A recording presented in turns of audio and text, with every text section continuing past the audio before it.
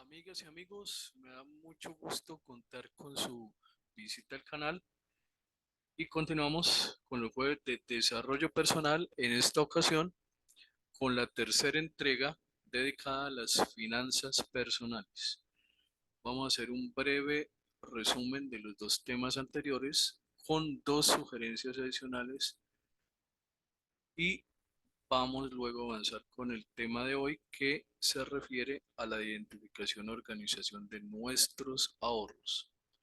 Habíamos hecho esta misma acción con los ingresos. Hablábamos de ingresos activos y pasivos. Los ingresos activos se refieren a aquellos que requieren de nuestra participación directa. Generalmente son los ingresos de nuestro trabajo o cuando participamos en nuestro propio negocio y nosotros trabajamos en él, o si tenemos bienes raíces y nosotros las administramos, por citar algunos ejemplos.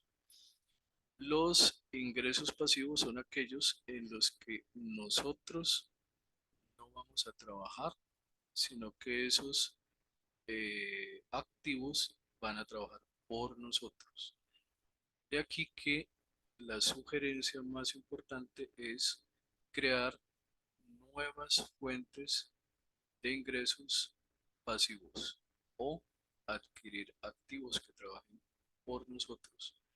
Es decir, más que buscar nuevos empleos que nos van a ocupar mucho más tiempo, eh, puede ser una alternativa, pero en un momento dado, cuando se sume el ahorro suficiente para invertirlo, lo podríamos invertir, por ejemplo, en una propiedad. Podríamos empezar con una pequeña propiedad que podamos rentar o hacer una ampliación en nuestra propia vivienda, hacer la renta de una habitación, de un apartamento, o en un momento dado adquirir nuestra vivienda y hacerle una ampliación para eh, hacer una renta parcial de esa vivienda. Ahora, con relación a los egresos o gastos, habíamos hablado de los de tipo básico, son aquellos de los que no podemos prescindir, que son totalmente necesarios, como la vivienda, el alimento, el transporte y el vestido en algunos casos. De aquí que ya aparecen los de tipo opcional, que sí podemos prescindir de ellos en un momento dado, y son los de más cuidado, los que generalmente nos generan mayores desequilibrios en nuestro presupuesto. La sugerencia aquí es, además de esos egresos o gastos básicos, también incluir las donaciones y el pagarse a sí mismo. El pagarse a sí mismo eh, debería estar incluso primero que los gastos básicos y podría representar entre un 1 y un 10% de nuestros ingresos mensuales. En un momento dado, lo ideal sería llegar al 50% de nuestros ingresos. Hablemos de ese primer paso que sería entre un 1 y un 10%. En Colombia, el salario mínimo actual en 2023, sumando los ingresos y subsidio de transporte, es 1.300.000 pesos colombianos. Un 1% serían 13.000 pesos. Y podemos ver que es muy manejable. Si llegamos hasta un 10% serían 130.000 pesos mensuales. Si hablamos de un ingreso base en países como Estados Unidos, aproximadamente de $1.000, un poco más, un 1% serían $10, un 10% serían $100 mensuales. Muy bien, de ahí entonces vienen esos dos primeros puntos que corresponden a los ahorros. Particularmente identifico tres tipos de ahorro. El primero sería un ahorro para crear un presupuesto de emergencia o de reserva que debería ser equivalente a 6 meses de gastos básicos. Así que podemos hacer las cuentas. En mi caso particular, los gastos básicos son de un 25% de los ingresos. Entonces, ustedes harían su sumatoria con las plantillas que habíamos compartido y multiplican por 6. Eso sería el equivalente como mínimo para tener como fuente de reserva una cuenta en la que podamos en algún momento retirar ese dinero o podamos tenerlo ahorrado en efectivo. Ya dependerá de cada persona. Hay personas que no resisten la tentación de tener a mano ese dinero en efectivo. Entonces lo mejor sería con un ahorro programado. Esto lo pueden hablar en su banco y este dinero con una agencia que se encargue de este tipo de ahorros haría un retiro programado, es decir, que es automático, nosotros no tendremos que intervenir y se estaría creando esa fuente, ese presupuesto de emergencia que, como les digo, podría ser mínimo entre un 1 y un 10% mensual. Otra posibilidad para destinar los ahorros de esas tres que les comento, la número dos, serían las inversiones. Entonces, aprovechando las tasas de interés actuales, se podría pensar en CDT, que es renta fija, quienes sean más arriesgados, sin embargo, hacerlo con una asesoría profesional, serían las rentas no fijas, sino variables, como son las acciones.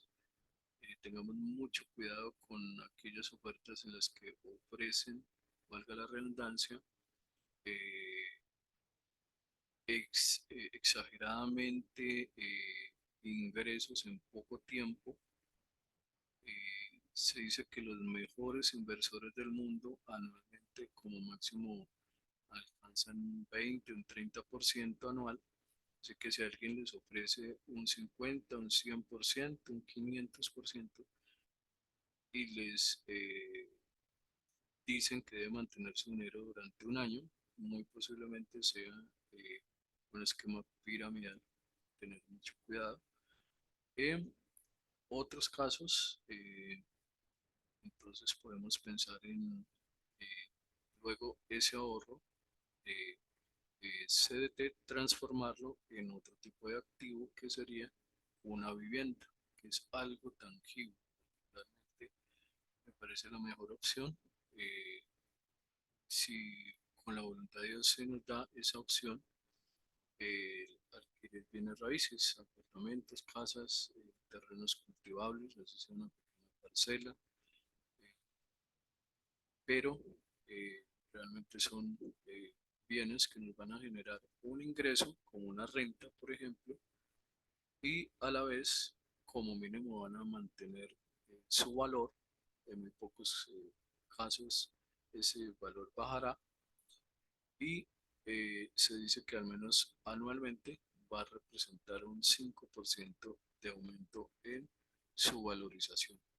Teniendo en cuenta que por supuesto tendrán los gastos de impuestos, mantenimiento, pero para que sea un activo y que genere un ingreso pasivo sin nuestra participación, entonces se puede contratar a una agencia que se encargue de administrarlo.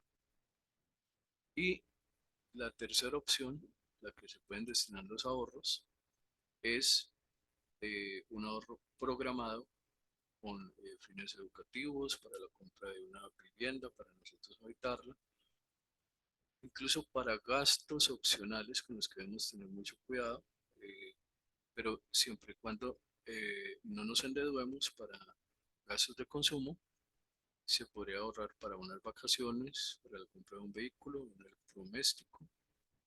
eh, hoy debemos ser muy cuidadosos con el uso de tarjetas de crédito y con créditos de consumo. En el caso colombiano, las tasas de usura son bastante altas, hablamos de un 45% como mínimo al momento de la grabación de este video. Es decir, que si ustedes adquieren un bien que cuesta 1.000.000 de pesos colombianos, en el año van a pagar 450.000 pesos, casi la mitad en intereses. Si el valor del bien es de $1.000, entonces van a pagar $450 anuales. Serían los equivalentes eh, para que lo tengan en cuenta. Entonces, en resumen, eh, tres fuentes de ahorros que propongo son para el fondo de reserva o de emergencia, para el pagarnos a nosotros mismos, el presupuesto para invertir y el presupuesto para consumo. Eh, ya definiremos cuáles serían los valores. Particularmente considero que debemos darle prioridad al de inversión y eh, procurar controlar los gastos de consumo, especialmente en la época actual. Soy Carlos Andrés Sancho Muñoz, les agradezco mucho su visita. Si ha sido de utilidad este video, por favor, su like, compártanlo. Si no se han suscrito al canal, les invito a hacerlo y les espero en un próximo jueves de desarrollo personal. Éxitos y bendiciones.